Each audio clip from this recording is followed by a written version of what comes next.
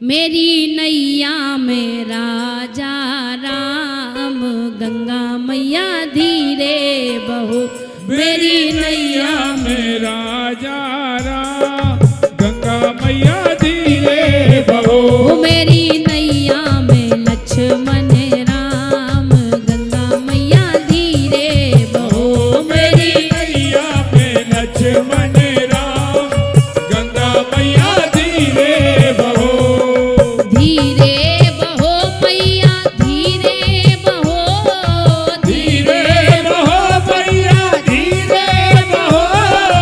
धीरे बहो गंगा धीरे बहो, धीरे बहो गंगा धीरे बहो। हो मेरी नैया में, जय हो। हो मेरी नैया में राजा राम, गंगा मैया धीरे बहो। मेरी नैया में राजा राम, गंगा मैया धीरे बहो।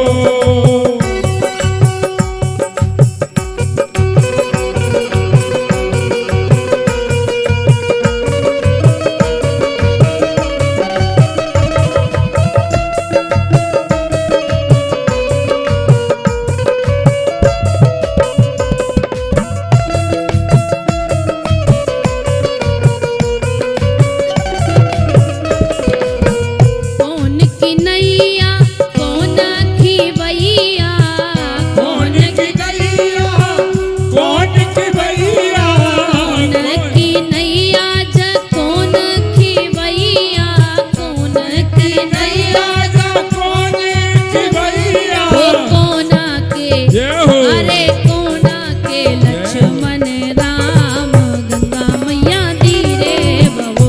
अरे कोना के लक्ष्मण राम, गंगा मैया धीरे बहो। ओ मोरी नैया में राजा राम, गंगा मैया धीरे बहो। मेरी नैया में राजा राम, गंगा मैया धीरे बहो। सभी लोग तालियों की सेवा करते हुए जय हो।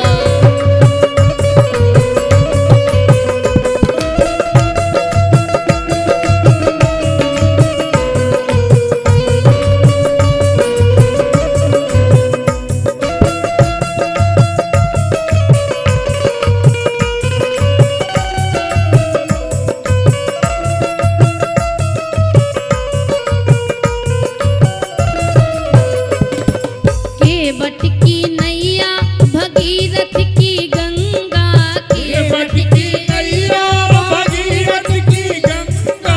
केवट की नैया भगीरथ की गंगा, केवट की नैया भगीरथ की गंगा। ओ राजा दशरथ के, राजा दशरथ के लक्ष्मण राम, गंगा मैया धीरे बहो। राजा दशरथ के राजा राम, गंगा मैया धीरे बहो। ओ मेरी नैया में राजा राम, गंगा मैया धीरे बहो। मेरी नैया में राजा राम, गंगा मैया धीरे बहो। मेरी नैया में राजा राम, गंगा मैया धीरे बहो। मेरी नैया में राजा राम, गंगा मैया मैया धीरे बहो। बोले रामचंद्र भगवान की जय। गंगा मैया की जय। भगवान श्री राम और लक्ष्मण जी समेत जानकी जी गंगा के उस पार जाते हैं। वर्णन आता है उतर ठाड़ भय सुर सरी रेता, लेकिन भगवान के मन में संकोच हुआ कि मैंने इसे कुछ उतराई नहीं दी। तो मैया जानकी भगवान के हृदय के भाव को जान गई। सिय हिय की पिय जानन हारी, मन मुदरी मन मुदित उतारी, और भगवान को दी। और भगवान वो मुद्रिका केवट को देने लगे। केवट हाथ जोड़कर भगवान से कहता है, प्रभु रामचरितमानस में दो लोगों ने भगवान के चरण पखारे हैं, एक जनक जी, दूसरे केवट।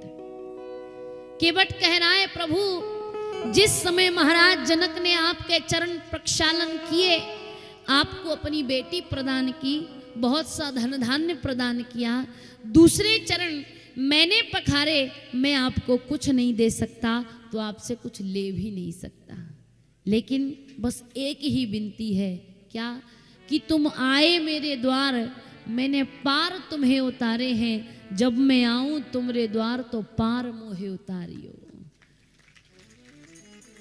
मतलब केवट कह रहा है कि जब इस भव सागर में मैं आपके द्वार पर आऊं तो मुझे इस भव सागर में डूबने मत देना, मेरा उद्धार कर देना, बस यही मेरी उतराई है।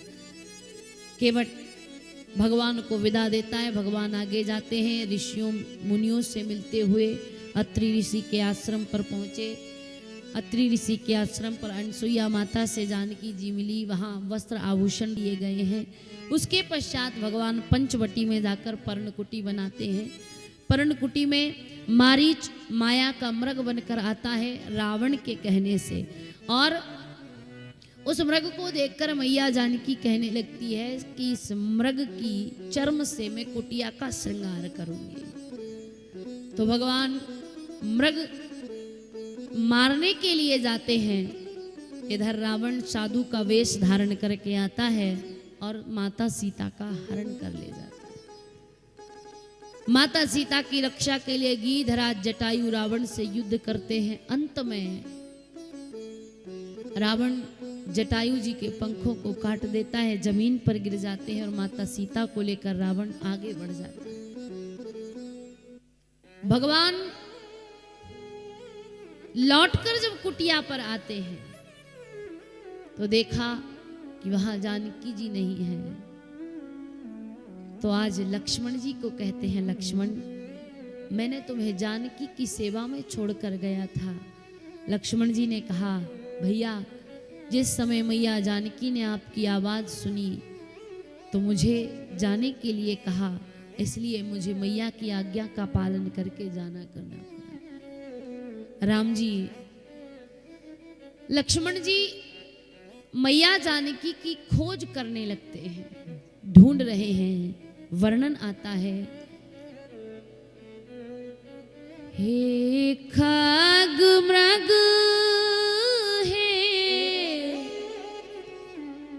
मधुकर श्रेष्ठ,